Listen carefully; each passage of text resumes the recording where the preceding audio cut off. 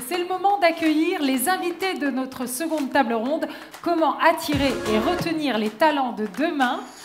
J'invite à me rejoindre sur scène les personnes suivantes. Elle est responsable diversité, qualité de vie au travail et mobilité collective chez Dassault Aviation, Cécile Giraud. Elle est Business Development Manager chez MBDA, Cécile Massé. Elle est commandant en second au sein de l'armée de l'air et de l'espace. Accueillons la commandante Nastasia Ménard. Et elle est directrice des ressources humaines pour Safran Electronics and Defense, Claire Gatier-Caillot. Quant à notre dernier invité, il travaille au sein de la Direction générale de l'armement sur des projets de transformation culturelle et managériale. Et en parallèle, il est membre actif de l'association Avec les femmes de la défense. Accueillons chaleureusement le seul homme de cette table ronde, Patrice Naudier. Installez-vous.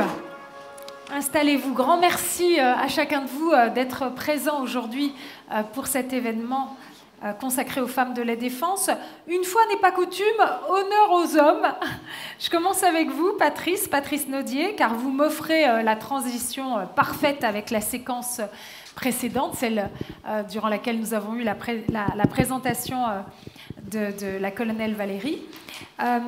L'association Avec les femmes de la défense, dont vous êtes membre, a été très active dans le cadre d'une mission d'enquête mise en place par le ministère des Armées portant sur les violences sexistes et sexuelles, dont les résultats ont été rendus publics en juin de cette année. Donc on est vraiment dans une actualité très récente. Pouvez-vous nous dire en quelques mots ce qu'est cette association Avec les femmes de la défense, quelle est sa mission, et nous préciser les raisons qui peuvent amener un homme comme vous à s'engager sur cette cause? Bonjour à toutes et à tous. L'association Avec les femmes de la défense, donc c'est une association qui a été créée en 2016, qui compte à peu près 400 membres, qui est ouverte à tout le monde, enfin les hommes et les femmes, qu'ils soient militaires ou civils, en activité ou à la retraite. Et elle a, je dirais, 4 grandes missions. La première, c'est, je dirais, une instance d'écoute et de partage entre ses membres. Donc, c'est l'occasion de se retrouver régulièrement et puis de pouvoir échanger sur les différentes les sujets du moment. Il y a aussi une action, j'allais dire, d'entraide, qui consiste plutôt en des activités de mentorat et de coaching. Comme le disait la colonelle Valérie tout à l'heure, on voit que les femmes parfois hésitent à prendre des postes. L'idée, c'est de les accompagner, de les aider justement à pouvoir accéder à ces postes ou à se lancer sur des métiers nouveaux. La 4e mission de l'association, c'est plutôt de l'ordre du lobbying. Et là, c'est dans ce cadre-là que l'association est intervenue dans le cadre de la mission d'enquête. De la mission d'enquête, mais elle fait aussi du lobbying auprès des députés et puis des instances dirigeantes de l'armée. Et puis, j'y reviendrai peut-être juste après. Et puis, la 4e mission, c'est aussi tisser un réseau, je dirais, au-delà du ministère. Et donc là, pareil, c'est de créer des liens entre les associations du même type. Au ministère, alors c'est plutôt ministériel, mais il y a aussi les liens avec l'industrie, mais c'est avec les ministères de l'Intérieur, de l'économie et des finances, entre autres. Alors pourquoi j'ai rejoint cette association? Sachant qu'il y a à peu près 10% oui, d'hommes dans les adhérents de cette oui, association. Oui. Donc vous en faites partie. Voilà, dont je fais partie, simplement parce que je suis coach et dans mon activité professionnelle, je gère aussi un programme de mentorat. Et donc c'est par ce biais-là que j'ai été invité à l'association et que j'ai adhéré pour apporter mon aide aux adhérents et adhérentes. Peut-être donc juste quelques mots sur la manière dont vous avez participé, enfin dont l'association a participé à cette mission d'enquête qui est quand même vraiment... une mission d'enquête de premier plan. Oui, alors je vais peut-être élargir un petit peu le sujet sur un petit peu vraiment les axes de travail ou d'effort de l'association. Alors effectivement, elle a participé à la mission d'enquête sur les violences sexuelles et sexistes. Donc là, ça s'est conclu surtout par la prise en compte à peu près de 8 recommandations que l'association portait. Alors globalement, je ne vais pas toutes les citer, parce que d'abord je ne pense pas que je les ai de mémoire, mais globalement, c'est de mettre en avant ou de signaler en tout cas le rôle pivot niveaux de la hiérarchie dans la détection et le traitement des violences, avec le besoin aussi de sensibiliser la hiérarchie, l'encadrement au traitement à l'accueil d'abord des victimes, et puis ensuite au traitement des comportements inadaptés. C'est aussi mettre en place un dispositif de traçabilité, de faire remonter toutes ces infractions, et puis le renforcement de la cellule Thémis qui est en charge du traitement des violences sexuelles et sexistes. Donc là, c'est aussi renforcer son dimensionnement notamment. Voilà, en gros, les apports de l'association, en tout cas, c'est porter ce message-là. Dans le cadre aussi de l'instruction ministérielle sur les violences sexuelles et sexistes, l'association a permis de prendre en compte, j'allais dire, la dimension de ressenti de la part des victimes. On voit que dans le cadre d'une violence sexuelle et sexiste, il faut des faits, donc ça veut dire qu'il doit y avoir eu soit des mots, soit des gestes inappropriés. Mais la question se pose un regard salace, appuyé, peut-être un sourire. Ça peut être aussi ressenti comme une agression. Et donc l'idée, c'est de pouvoir prendre en compte ce sentiment sans qu'il y ait de faits avérés, mais juste le ressenti de la personne qui en fait l'objet. Ça, c'est donc un autre. Donc là, on est sur une évolution culturelle profonde. Et là, ce qui est bien, c'est que c'est écrit noir sur blanc dans l'instruction. Pareil dans les chevaux de bataille de l'association. Et ça rejoint aussi le propos de la colonelle Valérie de tout à l'heure, concernant, le partage des rôles au sein du couple. C'est aussi d'augmenter le congé paternité, c'est-à-dire de le ramener au même niveau, à la même durée que celui de la femme, simplement pour que l'homme puisse prendre aussi sa part à part égale, avec la femme dans l'accueil et l'éducation des enfants. C'est là où on voit à quel point les politiques publiques, leur orientation sont absolument cruciales pour faire avancer la cause. Si j'ai bien compris aussi, ce qui est très intéressant avec le positionnement de votre association, c'est le fait qu'elle œuvre au sein de l'armée, mais aussi elle veille à tisser des relations étroites avec les différents réseaux féministes et les réseaux de femmes dans les entreprises, notamment les entreprises qui sont représentées aujourd'hui. Oui, c'est bien ça. On est d'accord. Donc c'est un positionnement transversal. Il se trouve que j'ai lu dans une interview récente, le ministre des Armées, Sébastien Lecornu, affirme qu'il ne peut y avoir de protection de la nation française si l'institution ne ressemble pas à la nation qu'elle protège. Alors, j'imagine que vous partagez cette vision. Selon vous, quels sont les principaux obstacles qui empêchent les femmes de s'engager dans l'armée ou dans le secteur de la défense en général ?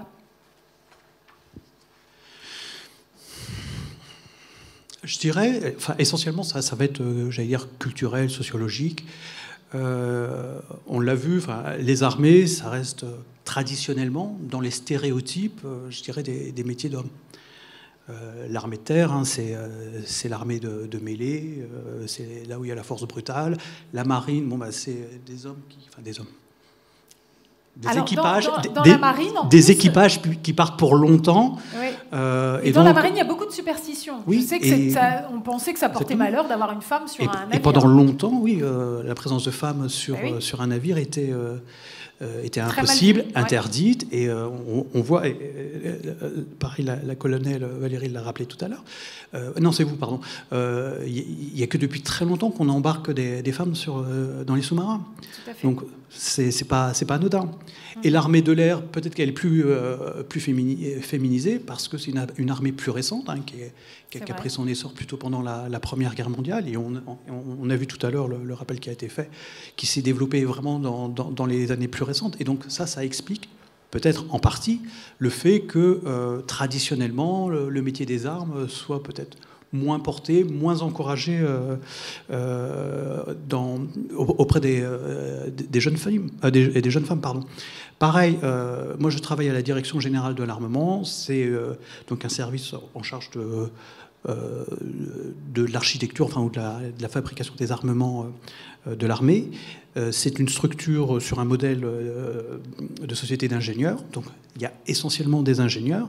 Et pareil, on a le même problème, c'est qu'on n'a qu'un tiers de femmes ingénieurs à la DGA. C'est pas qu'on veut pas recruter de femmes, c'est qu'on ne trouve pas assez d'ingénieurs femmes à recruter. C'est ça. Déjà, le vivier est beaucoup plus resserré. Donc, et pareil, je pense que c'est parce que, je pense qu'on le verra un peu plus tard, je pense qu'il y a un certain nombre de métiers comme ça qui sont plutôt perçus de façon stéréotypée comme des métiers d'hommes. Et à cet égard, il y a une expérience qui a été faite dans les écoles. Alors moi, ce que j'ai vu, c'était une expérience qui était réalisée aux États-Unis, où c'était dans une école primaire, et la maîtresse demandait aux élèves de dessiner un pilote d'avion, un pompier, etc. Et donc, tous les élèves avaient dessiné ça. Hommes. Et puis, à un moment donné, la maîtresse dit « Est-ce que vous voudriez rencontrer ces gens-là » Alors, les élèves, oui. Et ils font rentrer donc les personnes dans leur tenue. Et puis, à un moment donné, quand elles enlèvent leur casque, on voit que ce sont des femmes. Et là, on voit qu'il y a une sorte de choc, de prise de conscience de la part d'étonnement de la part des enfants, de se dire « Ah, mais on peut être pilote de chasse et être une femme, on peut être pompier et être une femme ». Et la conclusion de l'enquête, c'était de dire, en fait, dans la représentation, dans les dessins qui avaient été faits par les enfants, on voit que dans 80% des cas, c'était des hommes. Ce n'était que des hommes et jamais de femmes. Donc l'idée, elle est là, c'est de faire prendre conscience, alors j'allais dire aux jeunes filles, mais il y a aussi l'environnement familial, enfin au niveau des parents, que ces métiers-là, ils sont ouverts à tout le monde. C'est toute une société qui doit changer d'état d'esprit. On est d'accord. Merci beaucoup, Patrice Naudier. Vous avez lancé cette table ronde. Je continue avec vous, Cécile Massé. Alors vous avez fait toute votre carrière au sein du groupe industriel MBDA. Et si vous prenez part à cette table ronde, ce n'est pas en tant que responsable RH ou diversité et inclusion, puisque vous êtes, je le rappelle, Business Development Manager, mais c'est en tant que membre actif du réseau de femmes Inspiring Women at MBDA que vous tenez à faire part donc de vos convictions. Justement, pouvez-vous nous expliquer en quoi consiste ce réseau de femmes et ce qu'il apporte à la cause ? Oui, tout à fait. Donc effectivement, moi, ça fait 16 ans que je travaille chez MBDA. Et depuis à peu près 2 ans, le réseau Inspiring Women at MBDA a été créé. C'est un réseau groupe qui regroupe pour MBDA France à peu près 200 collaboratrices. Je pourrais vous dire un peu toutes les actions que mène le groupe de façon un peu académique, mais je pense que c'est un peu les mêmes actions que mènent l'ensemble des groupes des industries de défense. Ce que je voudrais vous dire, c'est la raison pour laquelle c'est important pour moi et pourquoi je les rejoins. Moi, quand j'ai intégré l'entreprise, il y avait assez peu de femmes dans l'entreprise et je m'en suis pas rendu compte tout de suite, mais il y avait peu de femmes qui avaient un rôle de modèle pour moi. Il y avait personne devant moi quelque part. Et puis récemment, j'ai eu les témoignages de plusieurs de mes collègues féminines qui m'ont dit que ma carrière, la façon dont je l'avais menée et la façon dont j'avais su aussi gérer mon équilibre vie personnelle, vie professionnelle à côté, les avait inspirées. Et je me suis rendu compte que moi, j'avais l'impression de suivre mon petit bonhomme de chemin comme ça, sans que ça ait beaucoup d'impact. Et qu'en fait, ça avait quand même un impact et que c'était important. Et que donc, c'était important d'amener sa pierre à l'édifice en essayant de donner la parole à des femmes qui ont ce rôle-là de modèle dans l'entreprise. Et c'est ce que fait le réseau et je pense que c'est hyper important. Vous le disiez, dans les métiers techniques, on a un peu moins de femmes qui sont représentées. Donc c'est hyper important pour moi que les femmes qui ont une belle carrière, qui mènent des métiers techniques chez MBDA, elles puissent avoir la parole et elles puissent montrer que c'est possible. Elles puissent dire pourquoi elles font ce métier-là, pourquoi pour elles... pourquoi elles se lèvent tous les matins avec l'envie d'aller au travail et pourquoi, et de montrer que c'est possible, qu'il faut juste se lancer et tenter sa chance. C'est vrai qu'on n'insistera jamais assez sur l'importance des rôles modèles pour que d'autres femmes se sentent légitimes pour aller embrasser ce type de parcours.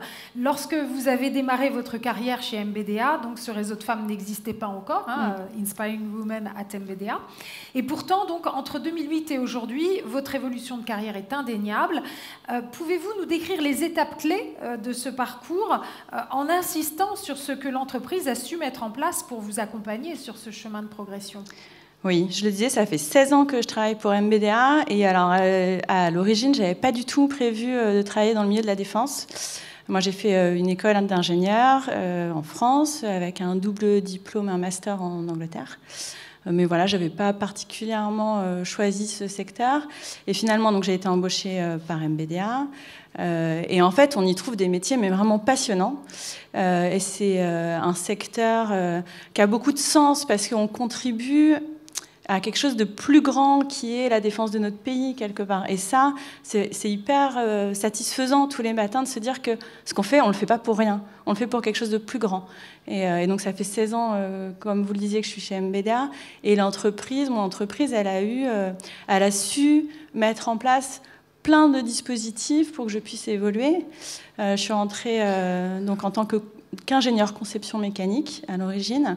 C'est un poste qui consiste à designer des pièces d'un missile.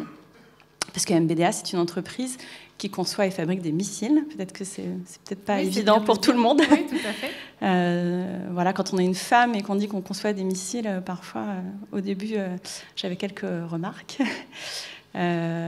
Donc voilà, c'est un métier qui permet de bien comprendre le fonctionnement de nos produits.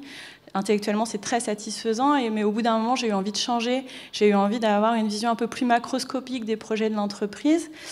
Et en fait, tout naturellement, je me suis tournée vers les femmes que j'avais rencontrées dans des formations ou des moments informels dans l'entreprise, parce que comme on était peu nombreuses, quelque part, on se connaissait, j'ai envie de dire, un peu toutes. Et ça me paraissait logique. Enfin voilà, on va vers les gens qui représentent la même chose que nous, quelque part.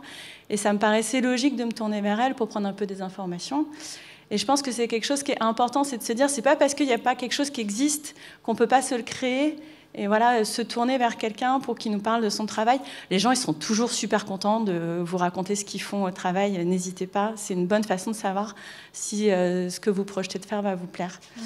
Donc à ce moment-là, vous avez commencé à évoluer, vous avez essayé d'aller vers un autre type de mission. Oui, donc j'ai pris un poste de responsable projet sur des produits en amont du développement de nos produits. Voilà, ça m'a permis de me tester sur du management de projet, sur de la coordination d'équipe. Et puis j'ai de nouveau eu envie de changer au bout de 4 ans. J'ai de la même façon une amie qui m'a dit « tu devrais faire du commerce, j'ai vu un poste qui te plairait bien ».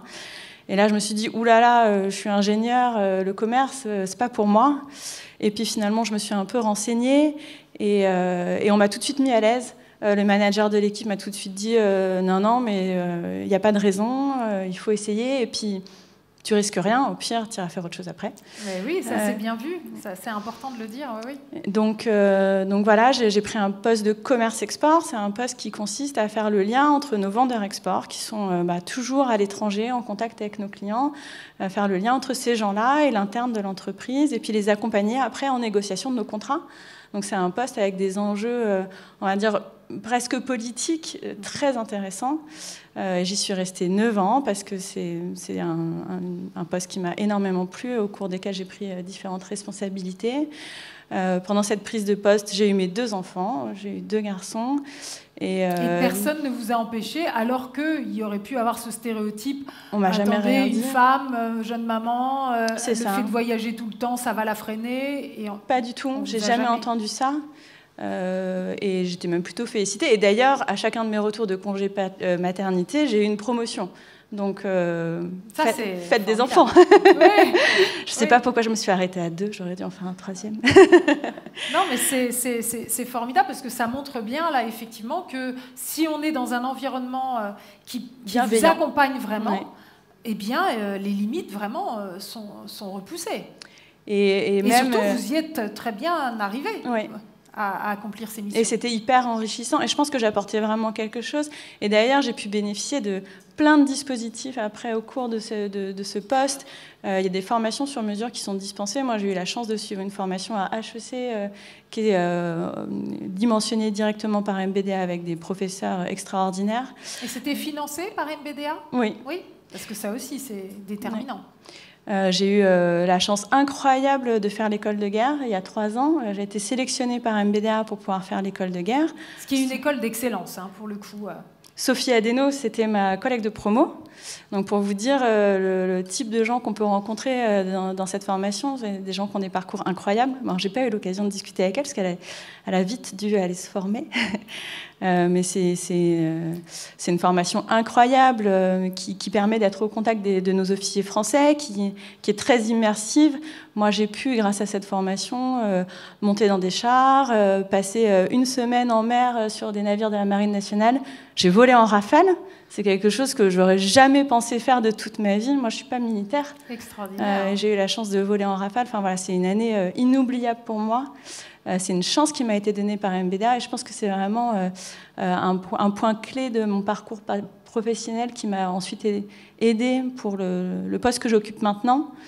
Le poste que j'occupe maintenant, c'est un poste de promotion de produits innovants qui sont les systèmes laser et de lutte anti-drone auprès de nos forces françaises.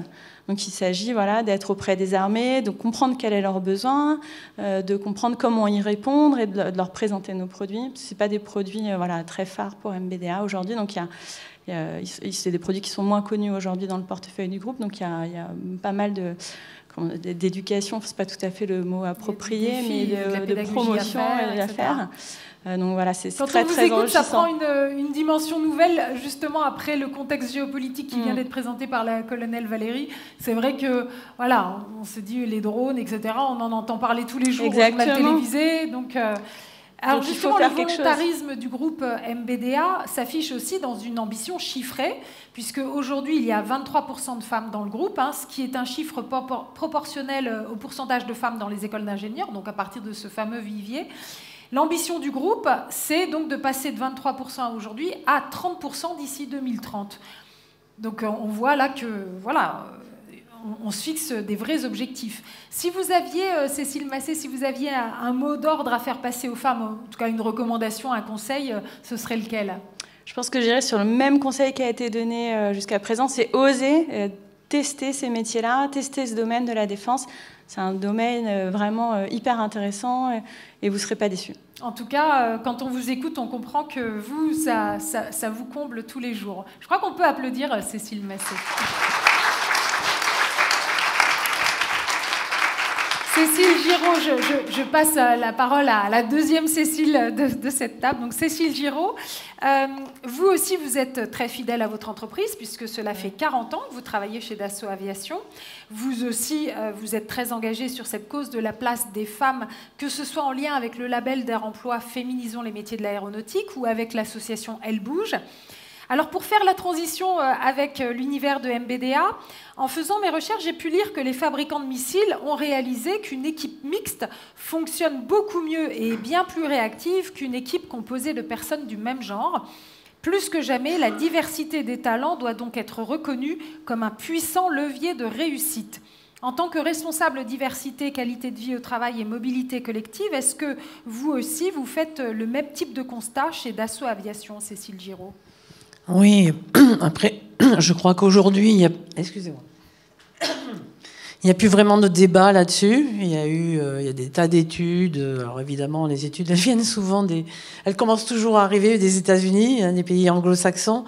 Voilà, et puis on fait les nôtres aussi. Donc, je crois qu'il y a plus trop de débat à ce sujet. Pour autant, on a encore des difficultés à faire venir des femmes dans nos entreprises, dans l'industrie. Cette semaine est la semaine de l'industrie, vous l'avez rappelé en introduction. Et nous développons effectivement un certain nombre d'actions justement pour mieux faire connaître nos activités, aussi bien auprès comme ça a été dit, des jeunes filles, des femmes, des familles. Voilà, il y a un vrai travail à ce sujet. Et au-delà de cela, je pourrais en revenir aussi au sujet qui nous réunit aujourd'hui, femmes de la défense. Ça a été déjà un peu dit. Je crois qu'il est important, quand je parle de promouvoir notre industrie, de rappeler quand même quelques points forts de notre secteur, que ce soit au niveau des armées ou au niveau des entreprises qui travaillent au service de ces armées. Ça a été je pense, évoqué même lors du premier atelier, si vous y avez assisté. Et à nouveau, voilà, on est quand même sur des métiers très variés, très divers.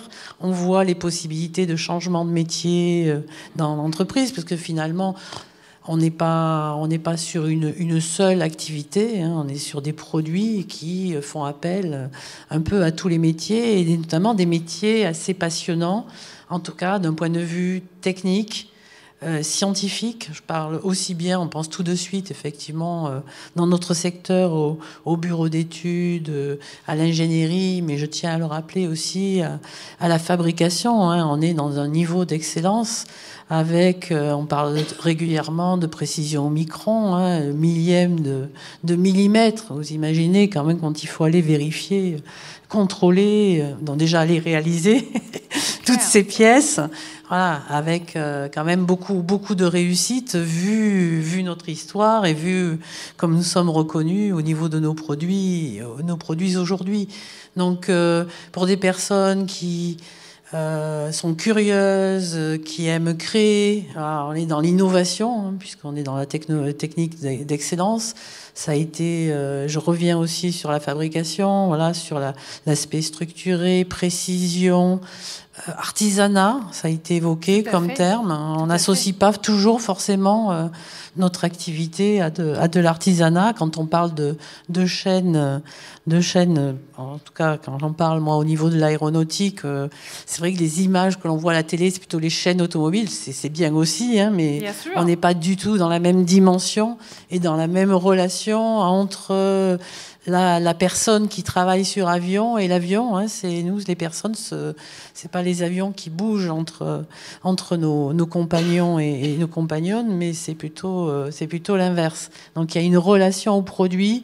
Je rajouterais, c'est vrai, au niveau de l'aéronautique, hein, c'est une histoire et on est quand même dans un lieu emblématique dans ce musée qui le rappelle à quel point on est sur des métiers qui passionnent les personnes depuis très longtemps.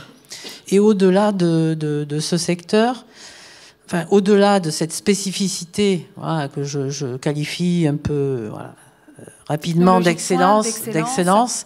Je rajouterai aussi, mais ça en fait partie, mais c'est peut-être plus humain, l'engagement. Ça a été bien rappelé par la colonelle Valérie et puis mes prédécesseurs, mais avoir du sens, et je crois qu'aujourd'hui, avoir du sens dans ce que l'on fait, ce pourquoi on travaille, c'est très important. Et donc, surtout pour la jeune génération. Voilà, rappeler l'importance de la souveraineté, de la défense, aussi bien pour la France que pour l'Europe. Il y a un programme spécifique chez Dassault. Absolument. Dassault Défense Academy. Voilà, nous on a créé du coup un programme d'intégration pour des ingénieurs et cadres qui très vite après avoir intégré l'entreprise suivent, voilà, ont la possibilité, enfin sont même de rencontrer des personnes qui viennent leur expliquer la stratégie de la France, la stratégie militaire, les aspects géopolitiques, voilà. Très important pour justement continuer de comprendre exactement transmettre en quoi servent tout ce pourquoi nous travaillons en fait. Exactement. Voilà. Alors Cécile Giraud, selon vous, il y a deux types de freins auxquels il faut s'attaquer si on veut que les femmes soient plus nombreuses dans ce secteur de l'industrie de la défense, des freins structurels et des freins culturels. Pouvez-vous nous expliquer à quoi vous faites allusion? Oui, alors on a déjà parlé, hein, les stéréotypes. Je crois que voilà, ça a été beaucoup étudié, particulièrement ces dernières années. Je trouve qu'on a fait beaucoup de progrès aussi pour mieux l'expliquer et du coup pour pouvoir les déconstruire. Par contre, ça prend du temps. Voilà. Et effectivement, ces stéréotypes, ils nous conduisent finalement à prendre des décisions ou à avoir un peu des attitudes. Les stéréotypes, c'est notre cerveau et puis effectivement, il est de plus en plus sollicité. Donc, pour pouvoir traiter plus vite les informations, et ça c'est de tout temps, on a tendance à catégoriser des personnes, à catégoriser des situations, voilà, pour pouvoir les analyser et prendre des décisions associées. Et ça nous conduit quand même à des situations qui sont pénalisantes, notamment pour la féminisation dans nos activités. Si je prends on parle défense militaire, voilà, militaire, la guerre, c'est souvent associé aux hommes, les femmes, c'est souvent associé à la paix. Hein. Si je prends les métiers, on associe plutôt les femmes à des métiers, je fais la grosse caricature, hein, mais par exemple au métier de soins, le care, voilà, le care, voilà, et les hommes plutôt au métier, effectivement, industrie, technique, voire manuel. Bien voilà. sûr, artisan. Et ça, c'est un peu ce que j'appelle les freins culturels. Hein, c'est la société qui construit et qui perpétue ces représentations-là. Et après, vous avez aussi, voilà, dans la continuité, du coup, ça a un impact, vous voyez, sur les évolutions professionnelles, hein, sur les carrières. Les hommes sont à ce jour, parce que c'est un construit sociétal, ils ont plus l'habitude, ils sont plus encouragés, ils le font plus naturellement à réseauter. Et ce qui est très utile dans une évolution professionnelle, hein, dans l'entreprise. Et ça a été beaucoup dit, les femmes, elles sont plus dans l'autocensure.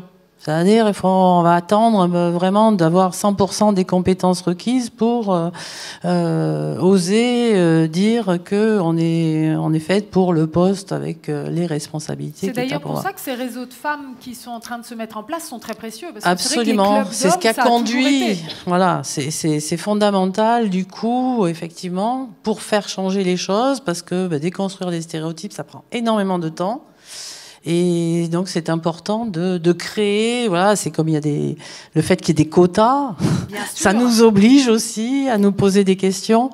Et malheureusement, sans cela, on mettrait beaucoup plus de temps. Siècles. Voilà, parce que faire changer les mentalités, oui. Voilà, ça prend énormément de temps. D'où l'importance des politiques publiques. Claire Gatier-Caillot, je vais me tourner vers vous maintenant. Alors vous, le secteur de la défense, vous l'avez intégré assez récemment, puisque vous êtes entré chez Safran l'an dernier, en 2023. Avant cela, vous endossiez diverses fonctions managériales dans le secteur bancaire.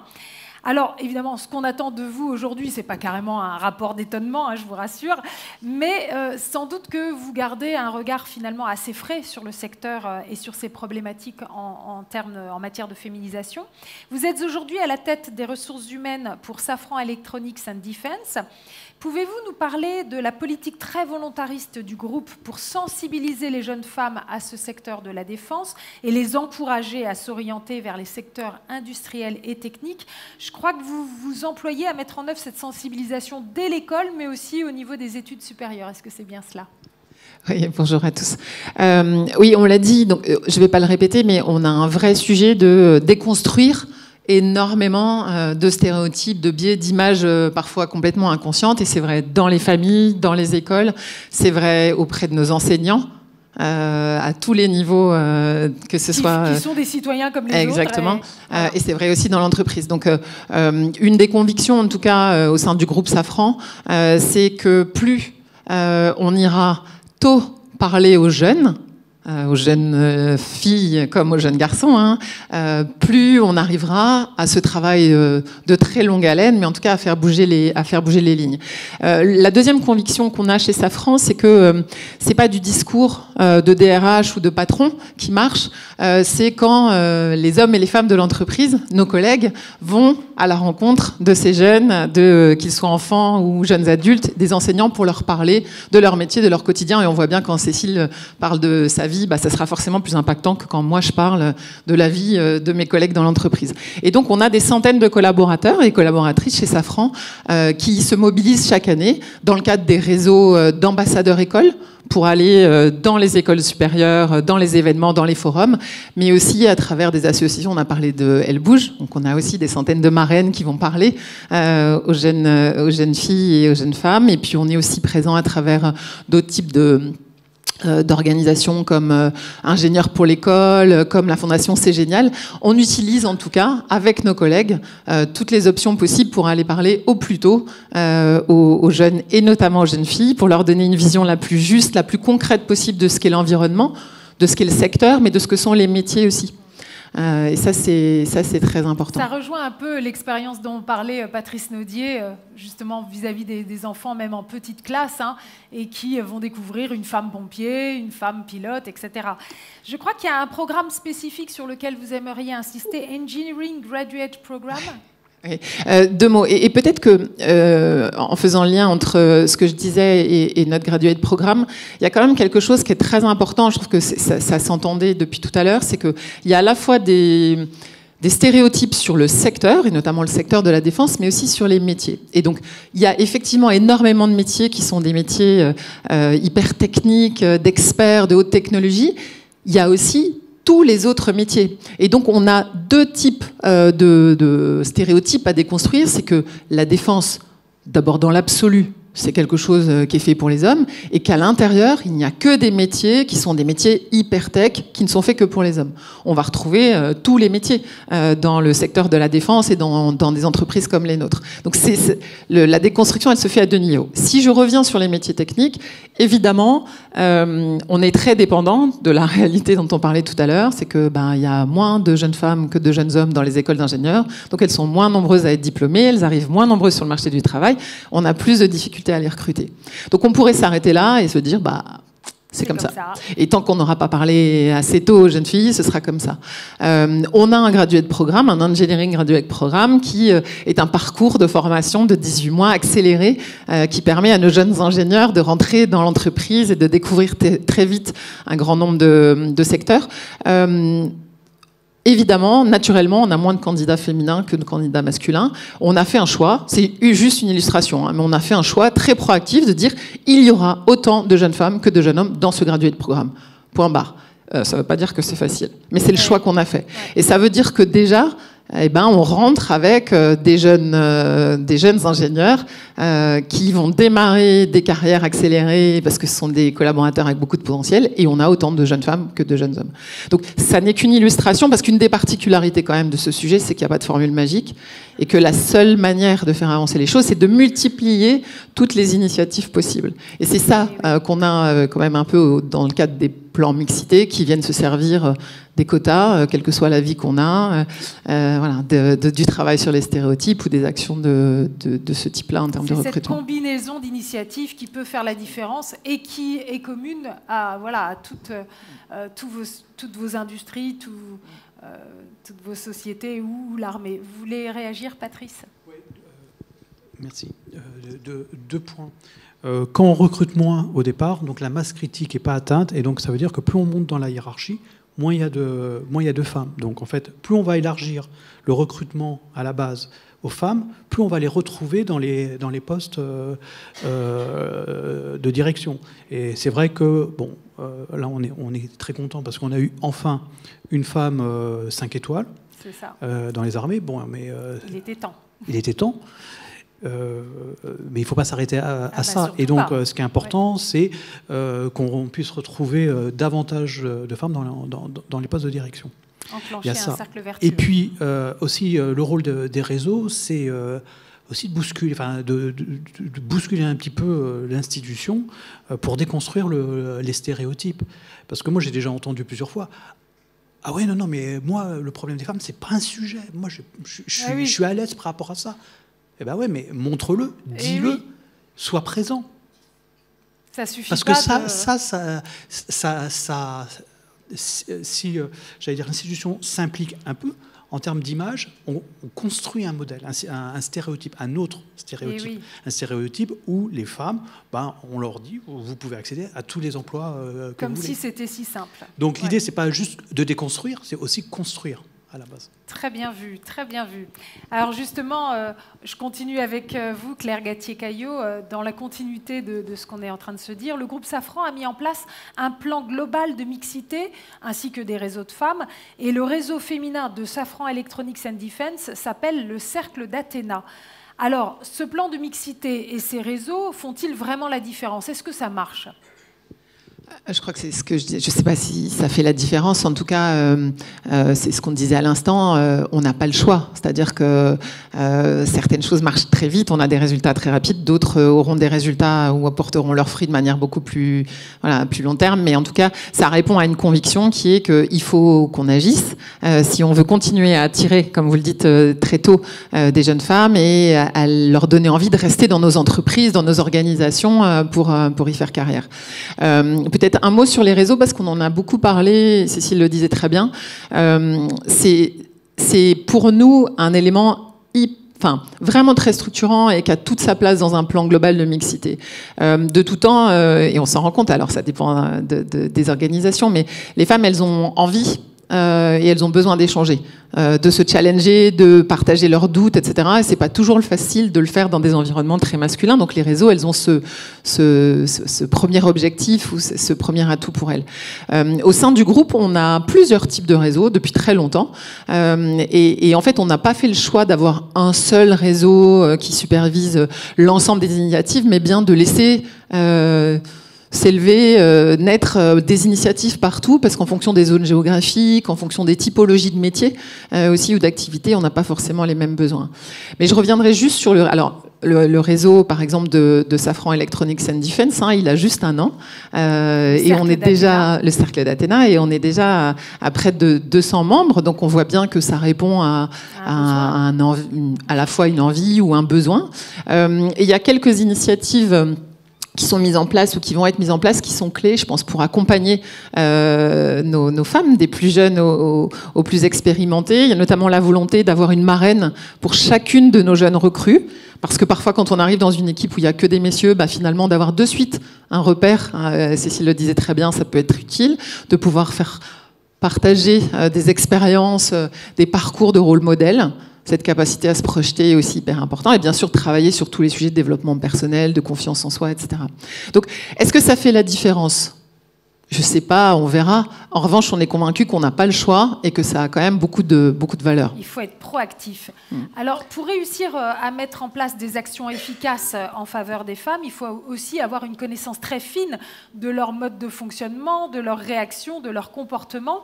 Et justement, toutes les études ont pu démontrer que les femmes répondent à une fiche de poste que si elles estiment avoir au moins 80% des compétences requises.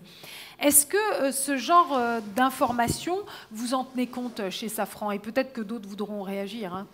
Oui, je pense que, et Cécile, la deuxième Cécile le disait très bien, oui, je pense qu'on l'a tous en tête, on a travaillé beaucoup sur les biais, etc. Donc oui, on le prend en compte. Après, ça veut dire qu'on a besoin d'agir à plein de niveaux différents. On a besoin d'agir sur nos politiques RH et nos process. Et le process de recrutement en premier, et la manière dont on rédige nos offres d'emploi en premier. Donc on a un travail, évidemment, d'être très attentif à la manière dont on formule, dont on rédige ces offres d'emploi pour qu'elles soient le plus inclusives possible et qu'elles nous enferment le moins possible dans ce que sont aujourd'hui un certain nombre de biais ou de stéréotypes. Donc ça compte beaucoup.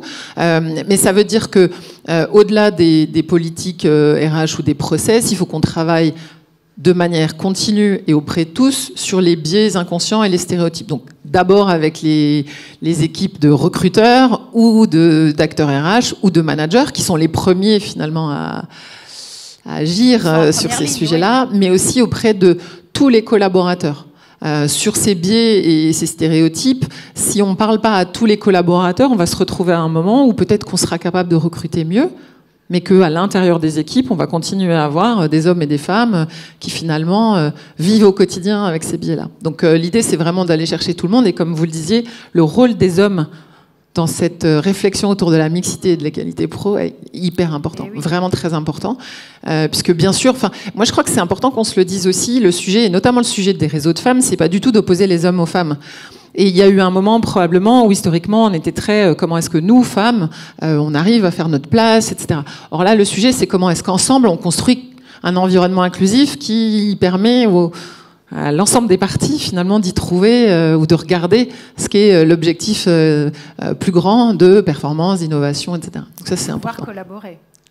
Cécile Massé. Oui, juste pour réagir, ce qu'on a mis aussi en place dans le réseau Inspiring Women at MBDA, qui je trouve fonctionne bien, c'est que le réseau propose des formations ou des conférences sur des thèmes spécifiques qui sont demandés par le réseau et qui permettent de sensibiliser tout le monde, en fait, pas que le réseau de femmes, sur des problématiques qu'on peut rencontrer, comme tu l'as mentionné, sur quand est-ce qu'une femme décide de postuler à un poste, est-ce que c'est parce qu'elle atteint les fameux 80% ou est-ce que c'est avant?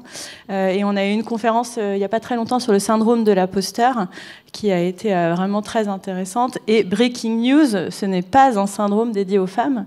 Donc voilà, les hommes aussi peuvent souffrir du syndrome de l'imposteur. Mais voilà, je pense que c'est aussi une somme de petites actions, comme tu disais, qui permet de sensibiliser tout le monde et de ramener tout le monde à l'objectif de mieux travailler ensemble. Alors Patrice Naudier voudrait réagir. Encore 2 points. Vous disiez tout à l'heure qu'on voit que les équipes mixtes, finalement, elles sont plus performantes. Tout à fait. Quand on dit ça, il faut aller jusqu'au bout du raisonnement. Ça veut dire qu'il ne suffit pas juste de dire, voilà, une équipe mixte est plus... faisons-le, allons jusqu'au bout du raisonnement. Et une des propositions portées aussi par l'association avec les femmes de la défense, c'est ce qu'on appelle la clause Shabada. C'est quand un titulaire d'un poste est d'un sexe, l'adjoint est de l'autre, de façon à avoir toujours cette complémentarité. On n'en est pas encore à une mise en œuvre effective, mais ça s'est fait notamment... C'est une recommandation que vous faites. Bien sûr, et ça passe par là.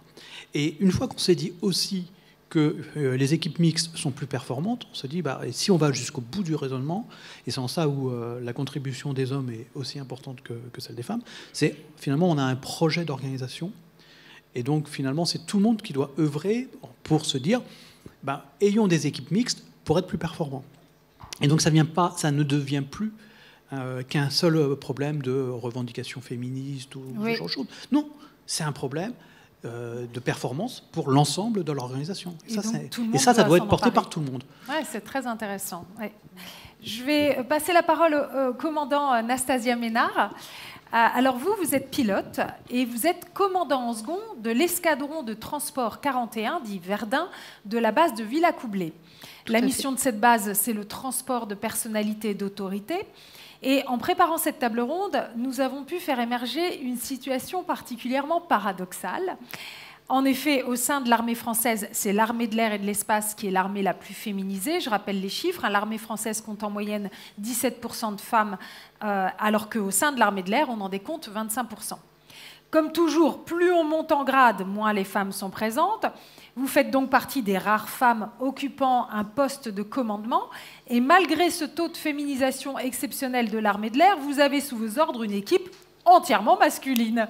D'où le paradoxe. Alors, Nastasia Ménard, la question qui me brûle les lèvres, c'est forcément qu'est-ce que ça fait d'être une femme en position de commander les hommes? Tout d'abord, bonjour à tous et à toutes. Pour moi, le fait de manager des femmes ou des hommes, ça n'a pas vraiment pour moi, il n'y a pas vraiment de différence en termes de personnel. Ce serait plus être une différence sur le fait de manager en tant que femme ou en tant qu'homme. Pour moi, ce qui est important, déjà je reprendrai un peu les propos de la colonelle, c'est de ne pas avoir peur de mal se faire aimer, en fait, de revendiquer sa position, mais surtout le plus important, c'est de rester authentique. Pour moi, j'avais le commandant de l'escadron, le premier escadron dans lequel je suis arrivée, qui m'a dit le premier jour où je suis arrivée, une phrase que j'ai beaucoup aimée. Il m'a dit soyez féminine mais pas féministe. C'est-à-dire n'ayez pas peur, n'ayez pas crainte de revendiquer le fait d'être une femme. Par contre, ne vous en servez jamais comme d'une excuse. Et ça, pour moi, c'est quelque chose qui est important, parce qu'on peut très bien manager en étant une femme, mais de ne pas du tout, il faut pas avoir honte de revendiquer le fait d'être une femme.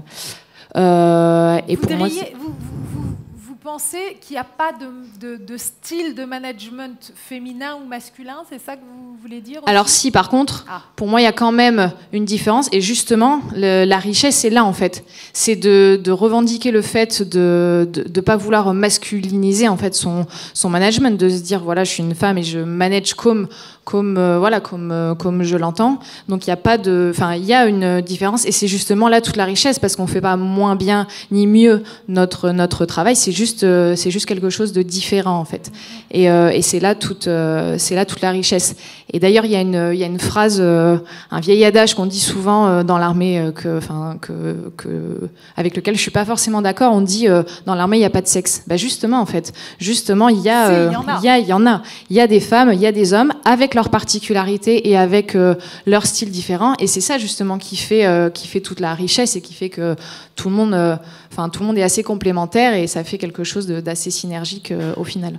Alors si pour vous, vous ne voyez pas la différence, c'est-à-dire manager des hommes ou des femmes, pour vous ça fait pas de différence, pour autant les hommes qui sont managés ou commandés par vous, c'est pas si simple pour tous, il me semble. Oui, tout à fait, oui. Alors pour ma part, très honnêtement, donc j'ai pas vraiment ressenti de différence. Tant que j'étais en école ou en formation, j'ai jamais eu affaire à de la discrimination ou quand j'étais élève.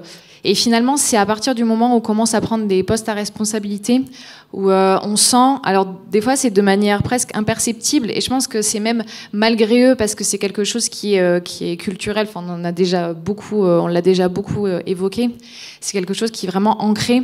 Et moi, j'ai même des amis très proches avec qui je m'entends très bien, qui me disaient sur le ton de la plaisanterie, qui me disaient voilà, moi, je t'aime beaucoup, je t'apprécie beaucoup, t'es quelqu'un que j'aime bien, mais c'est vrai que c'est pas naturel pour moi de me faire commander par une femme. Et je pense que c'est quelque chose qui est vraiment culturel et qui des fois est malgré même la personne, parce que c'est quelque chose qui est ancré en fait. C'est comme une persistance de sexisme ordinaire, on va dire. Oui, c'est un peu ça. Voilà. Vous avez intégré l'armée de l'air il y a 15 ans, oui. C'était en 2008, et depuis, cela vous tient à cœur d'encourager et de motiver les jeunes femmes en leur montrant que tout est possible. Alors dans cet esprit, vous pensez qu'il y a des progrès à faire au niveau du recrutement d'une part et au niveau de la fidélisation d'autre part. Vous nous en dites plus ? Oui, tout à fait. Donc pour moi, ce qui est important vraiment de déconstruire, mais c'est quelque chose qu'on a aussi beaucoup évoqué, pour le recrutement, c'est déconstruire cette image un peu G.I. Jane, où pour rentrer dans l'armée ou dans les métiers de la défense, il faut forcément avoir le crâne rasé, patauger dans la boue et être un soldat. En fait, c'est pas du tout le cas. On peut vraiment être une femme et tout à fait trouver sa place et tout à fait s'épanouir dans des métiers de la défense. En plus de ça, donc pour rebondir sur la fidélisation, l'armée de l'air et de l'espace met vraiment met vraiment en œuvre plein de choses pour la place des femmes, pour pouvoir concilier la vie privée, la vie professionnelle, notamment le plan mixité. Il y a eu également aussi le plan famille. Et on a aussi beaucoup de choses qui sont qui sont mises en place. Voilà, c'est ça que je voulais évoquer. Le salaire, on gagne au centime près, à compétences égales, exactement le même salaire entre les femmes et les hommes. Et ça, c'est quelque chose qui permet vraiment de pouvoir. On peut vraiment concilier le côté professionnel et le côté vie privée. Donc sortir des caricatures, démystifier la figure du soldat, l'idée c'est pas forcément d'être un bonhomme pour entrer dans l'armée, c'est oui, ça. Tout à fait. Je dis les mots du commandant, parce qu'on avait bien préparé cette table ronde et je trouvais que c'était tellement parlant. Et effectivement sur ces politiques aussi autour des congés paternité, etc., tout ce qui peut permettre de favoriser cet équilibre vie professionnelle, vie personnelle, ça aussi on sait à quel point c'est absolument indispensable. En France, on a coutume de parler de l'ascenseur social, qui malheureusement a tout l'air d'être en panne dans bien des secteurs. Or, au sein de l'armée de l'air et de l'espace, on parle cette fois d'escalier social. Est-ce que vous pouvez nous expliquer ce que c'est que ce concept ? Oui, alors l'escalier social au sein de l'armée de l'air et de l'espace, c'est quelque chose qui est absolument formidable.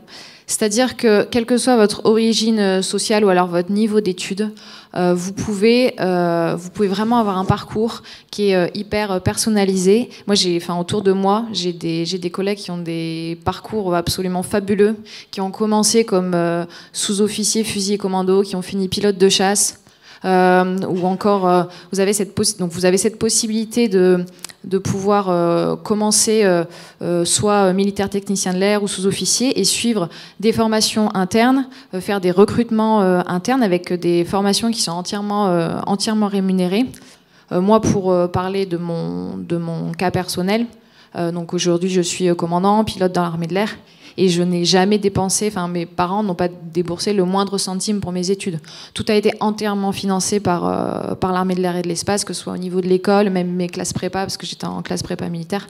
Donc ça, c'est quelque chose qui est formidable. Et en plus, ça rebondit un peu avec ce qu'on disait ce matin sur des fois ce désir de vouloir se réorienter ou alors se réinventer. Et en fait, ça, au sein de l'armée de l'air et de l'espace, c'est possible. On peut vraiment commencer en tant que sous-officier, secrétaire et finir officier contrôleur. Enfin, c'est vraiment quelque chose qui est formidable et qui permet de quelle que soit la marche sur laquelle on débute, en fait, de pouvoir s'élever, de pouvoir changer de voie, de pouvoir faire plein de choses qui sont tout aussi passionnantes les unes que les autres. Donc ça, c'est vraiment un des gros avantages qu'on a au sein de l'armée de l'air et de l'espace. On peut entrer sans diplôme et finalement, peu à peu, monter... Exactement, tout à fait, oui. Monter ce fameux escalier. Tout à fait. Ça, c'est formidable. Pour terminer, je voudrais poser une question un petit peu à vous toutes et à vous, Patrice. C'est une question donc qui s'adresse à vous tous parce qu'elle concerne l'utilité de ces réseaux de femmes. C'est-à-dire que je crois qu'on est tous d'accord sur le fait que ces réseaux de femmes sont de plus en plus utiles. Et malheureusement, il y a encore un gros trou dans la raquette, si je puis dire. C'est celui qui concerne les femmes non cadres. Et l'épineux problème en fait, des usines et des sites de production et de logistique qui peinent à devenir gender-friendly, comme on dit en bon anglais, donc vraiment accueillant pour les femmes. Et donc, dans le cadre des actions menées par les adhérents au label Féminisons, et donc pas uniquement du secteur de la défense, mais plus largement de l'aéronautique, du transport aérien et de l'aéroportuaire, donc les 3A, on a pu recueillir le témoignage de nombre de femmes, techniciennes, mécaniciennes ou ouvrières de production et de logistique, qui insistent sur la persistance de situations de sexisme qui ne sont vraiment pas acceptables. Alors, c'est pas partout, c'est pas tout le temps, loin de là, mais ça existe encore. Et même si ce n'est pas la seule raison, cela explique sans doute en partie que le taux de féminisation de ces métiers techniques appartenant au secteur de l'aéronautique est encore plus faible que celui des ingénieurs et cadres. Alors, que pensez-vous de cette situation et pensez-vous qu'il y a désormais urgence à créer des structures d'écoute, de soutien et d'échange à destination des femmes non cadres? Qui voudrait s'exprimer sur ce sujet ? Qui veut prendre la parole? Cécile Massé?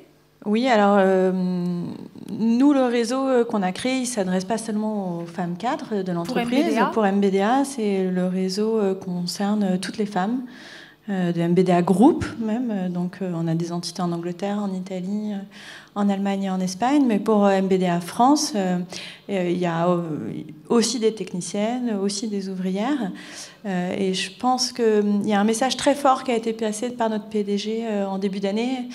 Chaque début d'année, on a un petit peu une intervention de notre PDG qui fait le bilan de l'année passée, etc. Et à cette occasion, il a rappelé qu'il était intolérable dans l'entreprise d'avoir quelque forme de discrimination que ce soit et que chaque discrimination serait sanctionnée. Et je pense que le vrai message, il est là. C'est de dire au plus haut niveau de l'entreprise, au plus haut niveau éventuellement de l'entité dans laquelle on travaille, ça ne sera pas tolérable et ça ne sera pas toléré. J'ai trouvé que c'était vraiment très fort. Donc ça, c'est la base. Claire Gatier-Caillot. Ce que dit Cécile est très vrai et en même temps, je pense que c'est clair qu'on a encore beaucoup de chemin à faire. Parce que au-delà de l'intention et d'un message hyper fort qui peut être de dire tolérance zéro, etc., on a encore beaucoup de sensibilisation, de formation, d'acculturation à faire sur le terrain. On a de moins en moins, mais encore des équipes ou des individus qui sont qui ont des agissements sexistes ou des propos sexistes sans vraiment se rendre compte. Donc je pense qu'on a encore beaucoup de travail à faire au plus près sur le terrain. Ça, c'est le premier point. Au-delà de prendre des positions, d'avoir des politiques et des process très clairs. Je crois qu'on a toutes les entreprises ont ces dispositifs-là. Le deuxième point que je voulais évoquer, même si ça peut être très très différent d'une usine à l'autre, parce que nous, on a des usines où on a une proportion de femmes très importante en fonction des métiers, mais il n'empêche que là aussi, dans nos usines, on a encore du chemin à faire pour que on n'ait plus des femmes, quelques-unes, qui trouvent que leur vestiaire n'est pas le bon vestiaire, qu'on ait des sujets de sanitaire, etc. Donc on a encore du chemin à faire. Et je pense que c'est important de se le redire, mais voilà, les actions sont mises en place. Il y a du boulot quand même. Tous les détails comptent, hein, on est d'accord. Cécile Giraud. Oui, je vais juste rajouter par rapport à ce que vous évoquiez à propos de Féminisant, du label Féminisant, et des entreprises partenaires. On s'est rendu compte en échangeant entre nous que c'est vrai qu'il y a beaucoup d'efforts quand même qui sont portés. Et je dirais, au-delà des efforts, je dirais, il y a plus de facilité aussi au développement des réseaux féminins, tout simplement parce que au réseau féminin parmi les cadres, tout simplement parce que les cadres ont accès à des outils de communication, tout simplement, de par leur profession, qui les met très naturellement en relation avec d'autres. Voilà. Ce qui est beaucoup moins le cas quand vous êtes au pied d'un avion, quand vous êtes en train de poser vos rivets, vous n'avez pas un PC, vous avez des tablettes avec des fiches d'instruction, mais c'est pas ce qui vous n'avez pas d'échange de mails. Nous, on a beaucoup de salariés qui n'ont pas de messagerie professionnelle, ça interpelle encore énormément, mais ils n'en ont pas besoin dans leur métier ou de manière très très ponctuelle. Voilà, donc on leur a mis à disposition d'autres outils, et ça, clairement. On se rend compte du coup, on s'interroge au niveau du label, d'Air Emploi et Féminisant. On essaye de réfléchir aussi avec l'AFMAE sur est-ce qu'il ne faudrait pas créer une structure externe à l'entreprise qui aide ces femmes à être un peu plus en relation. Parce que c'est une réalité bien particulière. Après, moi, ce que j'aimerais peut-être rajouter, parce qu'on a beaucoup parlé de femmes-hommes, mixité, égalité. Voilà, je prends ma casquette diversité. Oui. Voilà. Ce qui est quand même important et ce qui fait la richesse d'une société, c'est la diversité des personnes qui la composent. Au-delà de la simple caractéristique de genre. Et d'ailleurs, aujourd'hui, il se trouve qu'il y a des différences assez marquées, mais qui sont construites. C'est par ces fameux stéréotypes. On travaille contre. Un jour, je pense qu'il y aura, et j'aspire à ça, il ne devrait plus y avoir de différence dans le mode de management. Voilà, il n'y a aucune raison. Il n'y a aucune raison pour qu'il y ait des différences propres au sexe. Hein, j'entends. Hein. Après, comme il y a des différences entre les hommes, il y a des différences entre les femmes. Voilà.